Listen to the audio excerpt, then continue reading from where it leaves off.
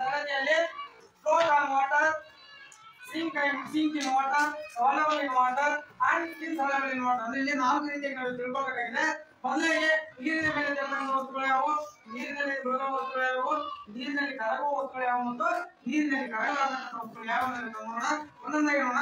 ಮೊದಲಿಗೆ ನೀರಿನಲ್ಲಿ ಕರಗತಕ್ಕಂತಹ ವಸ್ತುಗಳು. ಫಸ್ಟ್ ನೀರಿನ ಮೇಲೆ ತೇಲತಕ್ಕಂತಹ ವಸ್ತುಗಳು. ಉದಾಹರಣೆಗೆ ಡ್ರೈ ಫ್ರೂಟ್, ಡ್ರೈ ಎಲೆ ತಗೊಂಡಿದೀವಿ, ಡ್ರೈ ಫುಡ್ ತಗೊಂಡಿದ್ವಿ, ಕಡಲೆ ತಗೊಂಡಿದೀವಿ, ಪ್ಲಾಸ್ಟಿಕ್ ತಗೊಂಡಿದೀವಿ ಮತ್ತು ಎಣ್ಣೆ ತಗೊಂಡಿದೀವಿ. ಏನ್ ನೋಡಿದೀವಿ? ಪ್ಲಾಸ್ಟಿಕ್, ಎಣ್ಣೆ ಮತ್ತು ಎಲೆ, ಒಣಗಿದ ಎಲೆಗಳು ಮತ್ತು ಒಣಗಿದ ಮರದ ತುಂಡುಗಳು ತಗೊಂಡಿದ್ವಿ. ಅವು ಯಾವುದೇ ಕಾರಣಕ್ಕೂ ನೀರಿನಲ್ಲಿ ಮುಳುಗಿಲ್ಲ. ಯಾಕೆ ಮುಳುಗಿಲ್ಲ? ಅವುಗಳ ಸಾಂದ್ರತೆ ಕಡಿಮೆ. ನೀರಿನಲ್ಲಿ ಮುಳುಗ್ತಾ ಇಲ್ಲ. ನೆಕ್ಸ್ಟ್ ನೀರಿನಲ್ಲಿ ಮುಳುಗತಕ್ಕಂಥ ವಸ್ತುಗಳಲ್ಲಿ ಯಾವ್ಯಾವ ಅಂದ್ರೆ ಗೋಲಿ, ಆಮೇಲೆ ಕಾಯಿ ತಗೊಂಡಿದೀವಿ, ಹೌದಲ್ಲ? ಈ ರೀತಿಯಾಗಿ ಗೋಲಿ ಮತ್ತು ಕಾಯಿನ ತಗೊಂಡು ನಾವು ನೀರಲ್ಲಿ ಬಿಟ್ಟಾಗ ಏನಾಗುತ್ತೆ? ನೀರಲ್ಲಿ ಮುಳುಗಿ. ಯಾಕೆ ಮುಳುಗಿರುವ? ಅವುಗಳ ಸಾಂದ್ರತೆ ಏನೈತಿ? ಜಾಸ್ತಿ ಐತಿ. ಯಾವ ಸಾಂದ್ರತೆ ಜಾಸ್ತಿ ಇರ್ತದೆ ನೀರೊಳಗ ಮುಳುಗ್ತದೆ. ನೋಡಿ, ಹೆಚ್ಚಾಗಿ ಘನ ವಸ್ತುಗೆ ಇರ್ತದೆ ಯಾವ ವಸ್ತುವಿಗೆ ಸಾಂದ್ರತೆ ಇರ್ತದೆ? ಘನ ವಸ್ತುವಿಗೆ ಸಾಂದ್ರತೆ ಇರ್ತದೆ. ಹಂಗಾಗಿ ಅವು ನೀರಿನಲ್ಲಿ ಮುಳುಗಿದ್ವು. ಇದ್ರ ಜೊತೆ ಬೇರೆ ಯಾವ್ದು ಇಟ್ಟಿಗೆ ಎಣ್ಣೆ ತಗೊಂಡು ಯಾಕೆ ಮುಳುಗ್ತದೆ? ಚಲೋ ಹಾಕಿದ್ರು ಮುಳುಗ್ತದೆ, ಹೌದಾ? ಮುಳುಗ್ತಕ್ಕಂಥ ವಸ್ತುಗಳು ಯಾವ? ಎಣ್ಣೆದವು ಸಾಂದ್ರತೆ ಹೆಚ್ಚಿಗೆ ಇರ್ತಾವು.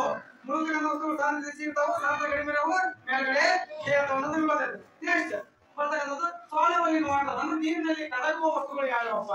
ನಾವು ನೀರಿನ ಕರಗುವ ವಸ್ತುಗಳು ಉದಾಹರಣೆಗೆ ಏನಂದ್ರೆ ನಾವು ಸಕ್ಕರೆ ಬಳಸಿದ್ವಿ, ಶುಗರ್ ಬಳಸಿದ್ವಿ. ಶುಗರ್ ನಾವು ನೀರಲ್ಲಿ ಹಾಕಿ ಮಿಕ್ಸ್ ಮಾಡಿದ್ವಿ, ಏನಾಗ್ತದೆ? ಇನ್ನು ಶುಗರ್ ಐತಾ ಇಲ್ಲಿ?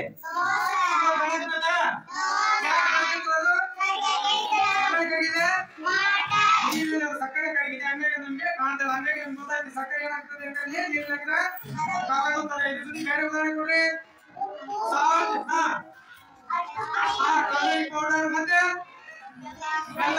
ಬೆಲ್ಲಕ್ಕೆ ಅಂದ್ರೆ ಜಡಿ ಏನಂದ್ರೆ ಓಕೆ ಏನಂತ ಬೆಲ್ಲ, ಹೌದಲ್ಲ?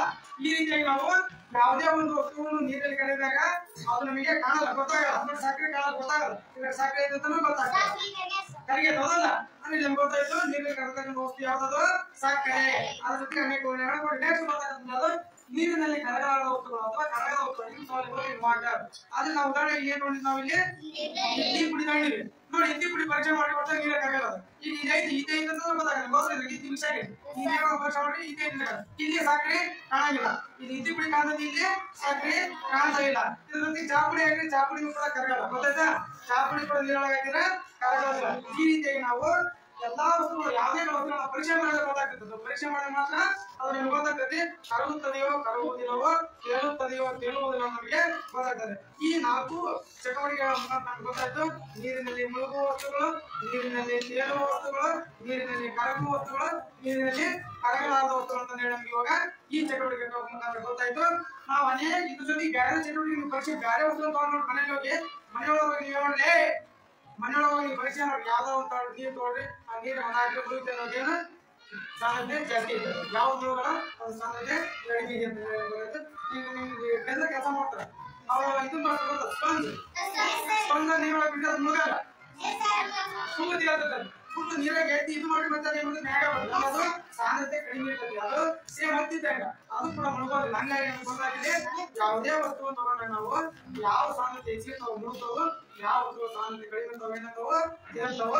ಆಮೇಲೆ ನೀರಲ್ಲಿ ಕರಗಿರ್ತಕ್ಕಂಥ ವಸ್ತುಗಳು ನಮ್ಮ ಕಣ್ಣಿಗೆ ಕಾಣೋದಿಲ್ಲ. ಕರಗಿದ ಮೇಲೆ ಕರಗದ ವಸ್ತುಗಳು ನೀರಲ್ಲಿ ನಮ್ಮ ಕಣ್ಣಿಗೆ ಕಾಣಿಸ್ತದೆ. ಇದರಲ್ಲಿ ನಮ್ಗೆ ಗೊತ್ತಿದ್ದೀವಿ, ಇದರಲ್ಲಿ ಇಡ್ಲಿ ಹಾಕಿವಿ, ಇಲ್ಲ ಚಾಪುಡಿ ಹಾಕಿದ್ರು ಗೊತ್ತಾಗುತ್ತೆ. ಆದ್ರೆ ಸಕ್ಕರೆ ಹಾಕಿವಿ, ಉಪ್ಪು ಹಾಕಿವಿ, ಪರಿಚಯ ಮಾಡೋದು ಮಾವ ಸಸಿ ಪರಿಚಯ ಮಾಡಿದ್ರೆ ಸತ್ವಾದಾಗೆ ಮಾವಾದಾಗೆ ಮತ್ತು ಸತ್ತು ಬೇರೆ ನೀರಿನ ಉಪ್ಪು ಹಾಕಿ ಊಟ ಮಾಡಿ ಹೆಂಗ ಹೋಗಿ ಮಾವ ನೀರು ಕುಡಿಯೋದು. ನಾವು ಪಾಪ ಕಾಲ ಕುಡಿದ್ಬಿಡ್ತಾನ, ಉಪ್ಪಟ್ಟು ಉಳ್ಳಾಗಿರ್ತದೆ ಅಂದ್ರೆ ಗೊತ್ತಾಗ್ತಿಲ್ಲ. ಅದು ನೀರಾಗ ಗೊತ್ತಾಗಲ್ಲ, ಕುಡಿಬೇಕಾದ್ರೆ ಹಿಂಗ್ ನೋಡಿ ಕುಡಿಬೇಕಾದ್ರೆ ಕುಡಿಬೋದು. ಉಪ್ಪು ಅಂದ್ರೆ ಗೊತ್ತಾಗಲ್ಲ, ಸಾಕು ಅಂದ್ರೆ ಗೊತ್ತಾಗಲ್ಲ, ಹೌದಲ್ಲ?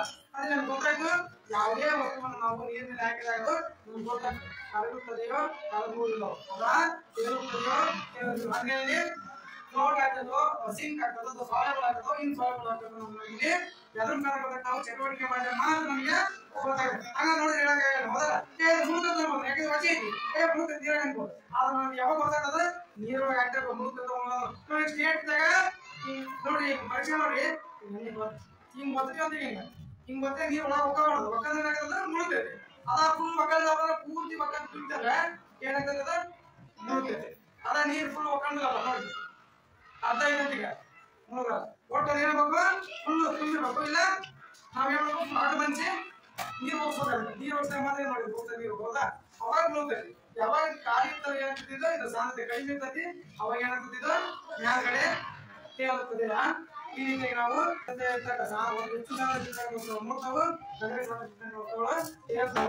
ಜೊತೆಗೆ ಯಾವುದೇ ಒಂದು ನೀರನ್ನು ಯಾವುದೇ ಒಂದು ಕರಗಿಸಿದಾಗ ಯಾವತ್ತು ನೀವು ಗಡಿ ಮೇಲೆ ಕರಗಿದ ಅಂತ ಗೊತ್ತಾಗ್ತದೆ, ಯಾವತ್ತು ನೀರಲ್ಲಿ ಕರಗಿಲ್ಲ ಅಂತ ಕಾಣಿಸ್ತದೆ, ಅದು ಕರಗಿಲ್ಲ ನಮಗೆ ಗೊತ್ತಾಗ್ತದೆ. ಈ 5 ಚಟುವಟಿಕೆ 4 ಚಟುವಟಿಕೆಗಳು ನಮ್ಗೆ ಗೊತ್ತಾಗ್ತದೆ.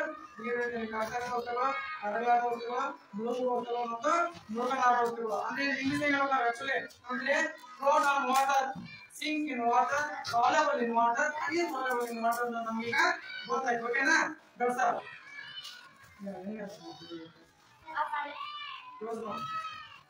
ಸ್ಟಡಿ ಹಂಗೆ ಸ್ಟಡಿ ಸಪೋರ್ಟ್ ಆಗಿ ರೆಡಿ ಬಾರ ಹುಂಗ ಹಾಕೋಣ.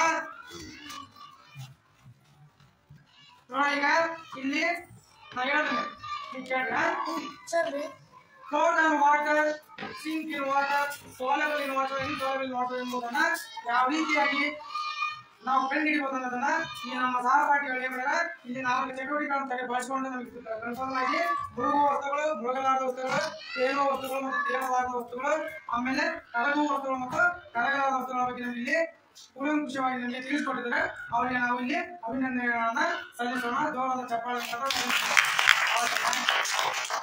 ಚೆನ್ನಾಗಿ ವಸ್ತುಗಳು ತಂದುಕೊಟ್ಟಿದ್ರು ಕೂಡ ಅಭಿನಂದನೆಗಳು. ಹೌದಲ್ಲ? ಎಲ್ಲರಿಗೂ ಕೂಡ ಅಭಿನಂದನೆ. ಸುಮಾರು ಗಾಂಧಿ ಹೌದಲ್ಲ? ನಾನು ಎಲ್ಲ ಭಾಳ ಮಂದಿ